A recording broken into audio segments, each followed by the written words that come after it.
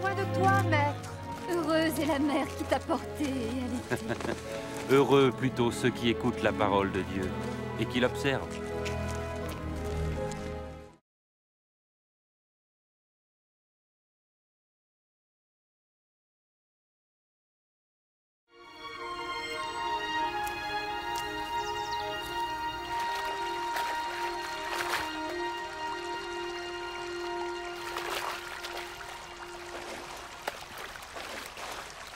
Apprends-nous à prier, comme Jean l'a appris à ses disciples.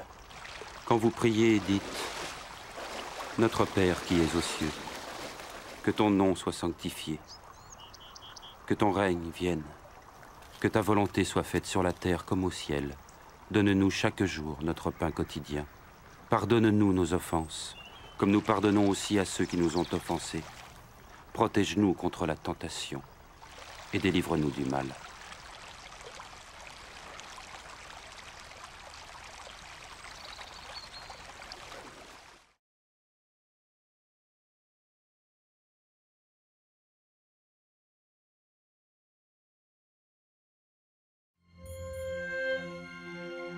Dans les Saintes Écritures, Dieu déclare que le Messie viendrait pour être le sauveur du monde. La vie de Jésus prouve qu'il est bien celui dont les prophètes avaient parlé. Ésaïe a prophétisé que la Vierge deviendrait enceinte et qu'elle enfanterait un fils. Des siècles plus tard, la naissance de Jésus accomplissait cette prophétie.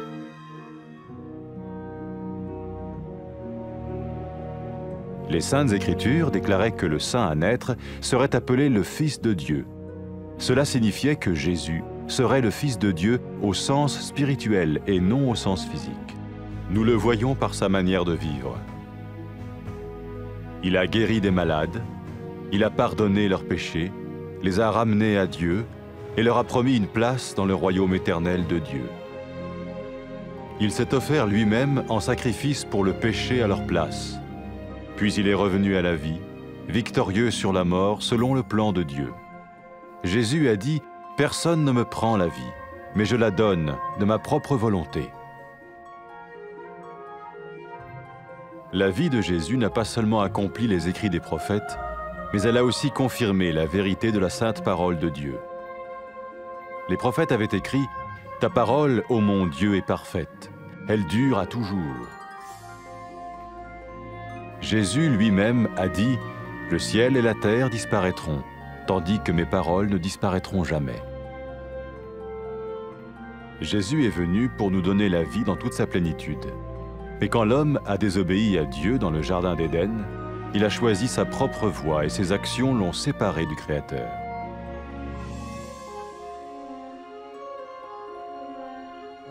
Les Saintes Écritures déclarent que tous ont péché et que le salaire que paye le péché, c'est la mort. Il s'agit de la mort spirituelle, éternelle séparation d'avec Dieu. Mais tout comme Dieu a donné un bélier pour qu'il meure à la place du fils d'Abraham, ainsi il a envoyé Jésus, le Messie, mourir à notre place. Sa vie, sa mort et sa résurrection restaurent la relation entre Dieu et tous ceux qui mettent leur confiance en lui. Maintenant, non seulement Jésus pardonne les péchés de ceux qui le suivent, mais il les sauve aussi du jugement éternel de Dieu. Ils sont sûrs d'aller au paradis et de vivre avec lui pour toujours. C'est cette vie et cette liberté de la culpabilité et du pouvoir du péché que Jésus offre à chacun aujourd'hui. Cela ne veut pas dire suivre une religion, mais choisir d'avoir foi en Jésus qui dit « Je me tiens à la porte et je frappe. Si quelqu'un entend ma voix et ouvre la porte, j'entrerai chez lui. » Cela veut dire se tourner vers Dieu et croire que Jésus vient dans nos vies pardonner nos péchés et nous rendre tels qu'il veut que nous soyons. Il ne suffit pas d'approuver intellectuellement ce qu'il dit, ni de vivre une expérience émotionnelle. Nous le recevons par grâce, au moyen de la foi, par un acte de notre volonté. Lorsque quelqu'un est prêt à suivre Jésus le Messie, il peut lui parler par une simple prière. Peut-être êtes-vous prêt maintenant à ouvrir votre vie à Dieu. Si oui, vous pouvez vous joindre à la prière suivante, silencieusement. dans votre cœur. Seigneur Jésus, j'ai besoin de toi. Merci d'être mort sur la croix pour mes péchés.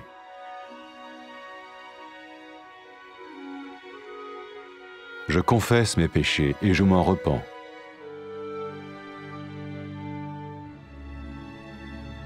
Je t'ouvre la porte de ma vie et je te reçois comme mon Sauveur et Seigneur.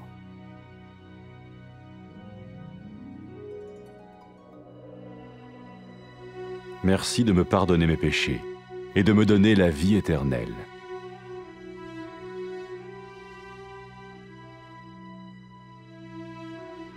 Fais de moi le genre de personne que tu veux que je sois. Maintenant que je deviens l'un de ceux qui te suivent. Amen.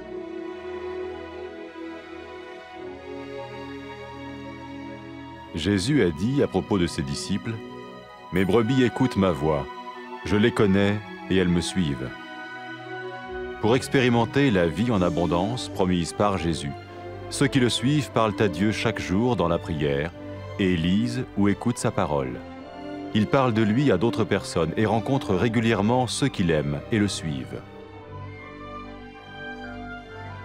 N'oubliez pas sa merveilleuse promesse. Tout pouvoir m'a été donné dans le ciel et sur la terre. Et sachez-le, je vais être avec vous tous les jours, jusqu'à la fin du monde.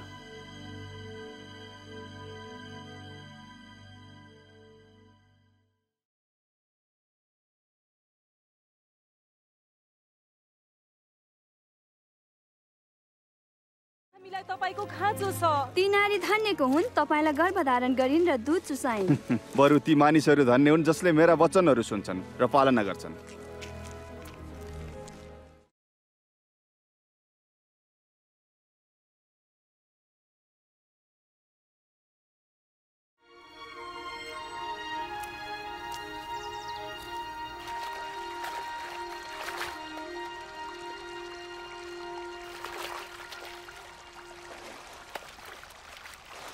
हामीलाई प्रार्थना गर्न सिकाउनुहोस् जसरी योनाले आफ्ना चेलाहरूलाई सिकाउनु भएको थियो। जब तिमीहरू प्रार्थना गर्छौ यसो भन, तपाईको नाउँ पवित्र गरियोस्, तपाईको राज्य आओस्, तपाईको इच्छा स्वर्गमा जस्तो छ त्यस्तै यस पृथ्वीमा पुरा होस्। आज हामीलाई दिनभरिको भोजन दिनुहोस् अनि हाम्रा अपराधहरू क्षमा गर्नुहोस् जसरी हामीले पनि आफ्ना अपराधीहरूलाई क्षमा गरेका छौँ। हामीलाई परीक्षामा पर्न नदिनुहोस् तर दुष्टदेखि बचाउनुहोस्।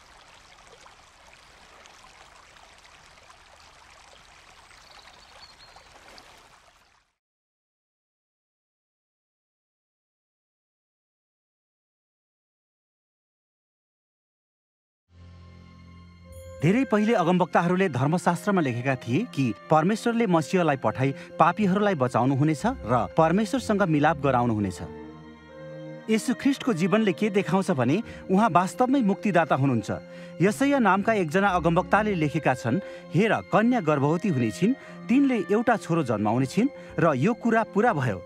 मरियम कन्या छँदै पवित्र आत्माको शक्तिद्वारा गर्भवती भइन् र येशू ख्रीष्टलाई जन्म दिइन्।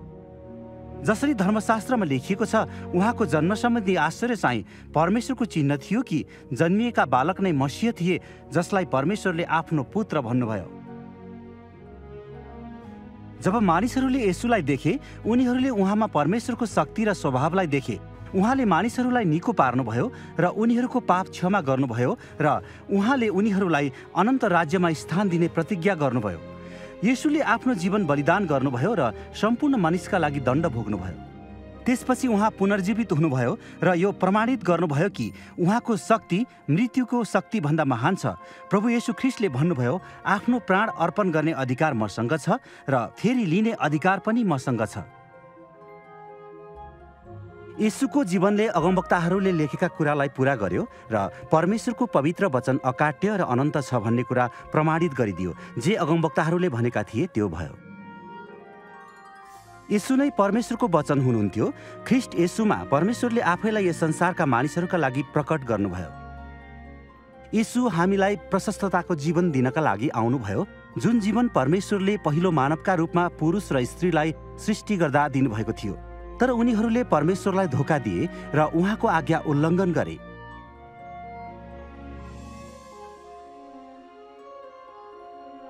धर्मशास्त्रमा यो लेखिएको छ, सबै मानिसले पाप गरेका छन् र पापको ज्याला चाहिँ मृत्यु हो। जो मानिसले पाप गरेको छ ऊ परमेश्वरसँग जिउन सक्दैन। तर जसरी परमेश्वरले अब्राहमको छोराको सट्टामा मर्नको निम्ति थुमा झुटाउनु भयो, त्यसरी नै आदमको सन्तानहरूको स्थानमा मर्नको लागि येशू ख्रीष्टलाई पठाउनु भयो। उहाँले यसो गर्नुभयो ताकि जसले प्रभु येशूमा विश्वास गर्छ र उहाँमाथि भरोसा राख्छ ऊ परमेश्वरको उपस्थितिमा रहन सक्छ। त्यसकारण जसले येशूलाई पछ्याउँछ उसले नरकको दण्डबाट उन्मुक्ति पाउँछ र सदा सर्वदा परमेश्वरसँग वास गर्नेछ।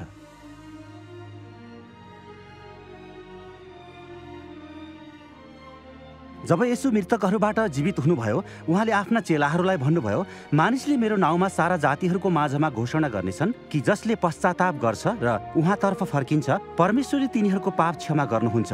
येशूले यो पनि भन्नुभयो कि उहाँले आफ्ना चेलाहरूसँग रहनका निम्ति, उनीहरूलाई सत्य प्रकट गर्नका निम्ति र उनीहरूलाई परमेश्वरको मार्ग पछ्याउने शक्ति प्रदान गर्नका निम्ति पवित्र आत्मा पठाउनुहुन्छ। जब पापी स्त्रीले पश्चाताप गरिन् र येशूलाई पछ्याउन थालिन्, उहाँले तिनलाई भन्नुभयो, तिम्रा पापहरू क्षमा भएका छन्, तिम्रो विश्वासले तिमीलाई बचाएको छ।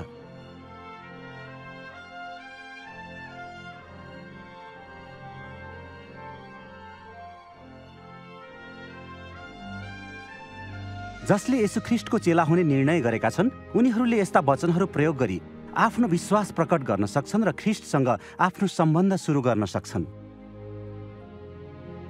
परमेश्वर पिता, तपाईँ धर्मी हुनुहुन्छ। म तपाईँलाई धन्यवाद दिन्छु किनभने तपाईँले मलाई प्रेम गर्नुभयो। मैले तपाईँको आज्ञाहरू पालन नगरी तपाईँको विरुद्धमा पाप गरेको कारण म दुःखी छु। प्रभु येशू ख्रीष्टलाई मेरो खातिर क्रुसमा मर्नका निम्ति पठाउनु भएको लागि धन्यवाद। र उहाँ फेरि मृत्युबाट जीवित हुनुभयो। उहाँले मैले भोग्नुपर्ने दण्ड भोग्नु भएको लागि म धन्यवाद दिन्छु। म तपाईँको बाटो पछ्याउँछु र प्रभु येशू ख्रीष्टलाई मेरो मुक्तिदाता र प्रभुको रूपमा अँगाल्न चाहन्छु।